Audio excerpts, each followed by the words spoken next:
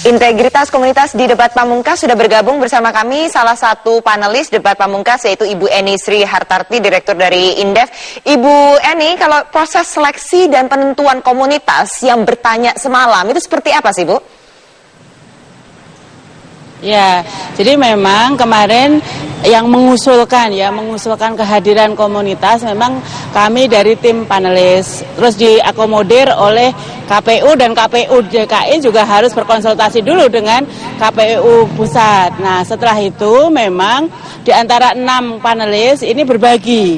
Ya, jadi perbagiannya misalnya saya lebih fokus untuk verifikasi komunitas-komunitas mengenai UMKM, terus juga ada Pak Yayat, ada Bu Siti Yuro dan sebagainya dengan komunitas-komunitas yang lain. Tetapi setelah itu kita juga sama-sama memverifikasi secara keseluruhan di finalnya. Nah, sebelum itu kita sudah bikin kesepakatan apa kriteria komunitas yang akan kita hadirkan di dalam debat kemarin. Misalnya yang pasti mereka harus netral, itu udah syarat wajibnya. Syarat wajib kedua juga mereka harus ber-KTP DKI. Nah, setelah itu kita verifikasi komunitas ini bagaimana bisa merepresentasikan dari komunitas yang memang kita ambil menurut isu-isu yang krusial. Katakanlah yang isu krusial yang kami sepakati kan kemarin yang telah disampaikan itu ada isu mengenai UMKM, pemukiman, transportasi umum gitu kan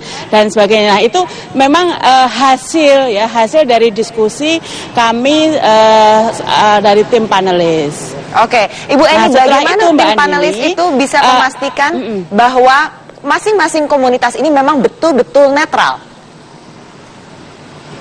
Ya, jadi kan kita ada wawancara ke masing-masing komunitas ya. Jadi bertahap. Jadi sebelum semua anggota komunitas kami hadirkan pada waktu debat itu sebelumnya kita melakukan FGD. Nah, FGD memang tidak 75 Mbak Andini. Jadi di waktu FGD itu masing-masing komunitas ada perwakilan 5 orang. Nah, dari 5 orang itu kita sudah sampaikan bahwa apa kriteria untuk untuk kita jadikan nanti menjadi representasi dari komunitas. Nah, misalnya UMKM kemarin kan kami verifikasi dari Aku Mandiri, dari pengusaha atau pedagang pasar, terus ada juga komunitas mengenai industri kreatif, industri startup gitu. Jadi ada kriteria-kriteria. Nah, setelah itu anggotanya ini sudah betul-betul kita wajibkan memenuhi kriteria yang kita tetapkan. Setelah hari H itu kita juga kemarin pakai dengan fakta integritas gitu. Oke, baik. Nah, Bu Eni, ini pertanyaannya siapa yang menyusun? Apakah murni dari orang-orang ini ataukah ada intervensi juga dari panelis? Iya. Ya, jadi begini. Jadi waktu kita melakukan FGD, memang ini kan kita eksplorasi. Jadi FGD-nya itu kemarin memang kita bagi menjadi 4 komunitas. Yang satu yang disabilitas memang waktu FGD memang kita tidak sertakan. Jadi yang 4 komunitas ini masing-masing kita eksplorasi apa saja yang selama ini menjadi problem ataupun juga persoalan-persoalan yang secara konkret mereka hadapi di level lapangan gitu kan, yang mereka hadapi sehari-hari. Nah, ini muncul berbagai macam persoalan-persoalan yang kemarin kita kerucutkan. Nah, tugas kami sebagai panelis sebenarnya hanya menstrukturkan isu-isu yang mereka sampaikan dalam FGD. Nah, itu yang menjadi bank soal gitu, bank soal yang dipilih oleh komunitas kemarin. Oke, jadi pemilihan diksinya pun dalam pertanyaan-pertanyaan itu juga sudah melalui filter dari panelis-panelis, begitu?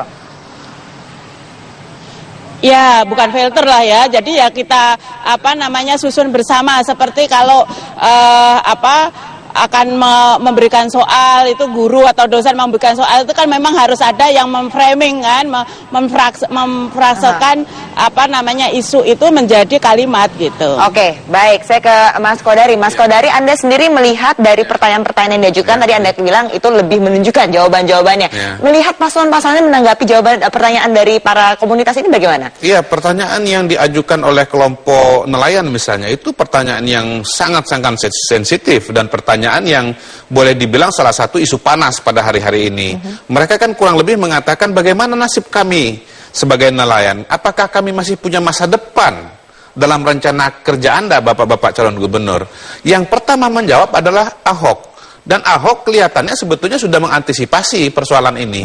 Jadi walaupun dia tidak tahu jawaban pertanyaan mana yang akan keluar, tapi dia sudah punya sekian banyak gambar yang menunjukkan kita bangun, ini Pantai Mutiara mau minta pengembangan lahan, saya tolak. Yang saya izinkan adalah pengembangan lahan buat nelayan. Kita juga akan bikin pelabuhan buat sandar nelayan. Menurut saya pertanyaan yang paling sensitif itu dijawab Ahok dengan bagus. Dan Ahok menjawab tepat. Dia menjawab pertanyaan mengenai masa depan nelayan. Dia tidak masuk isu reklamasinya. Walaupun reklamasinya kemudian muncul pada acara debat head to head dengan Anies Baswedan. Jadi itu satu contoh yang bagus. Contoh yang cukup bagus walaupun tidak begitu sempurna adalah pertanyaan mengenai kredit. Kan dari penanya mengatakan, Pak, kami ini memang ada kur, tetapi harus ada agunan. Ahok mengatakan, kami sudah punya 1 triliun. Yang kami siapkan untuk diberikan tanpa agunan. Tapi cuma bisa diturunkan 300 miliar. Nah, kurangnya Ahok adalah dia tidak mengatakan 300 miliar itu sudah diturunkan kepada berapa orang. Sementara dari Sandi dia mengatakan ini OKOC walaupun baru konsep tapi sudah diikuti 12.000 orang. Nah, itu dia. Baik, kita akan bahas lagi, waktu kita sangat sempit sekali setelah jeda pariwara berikut ini.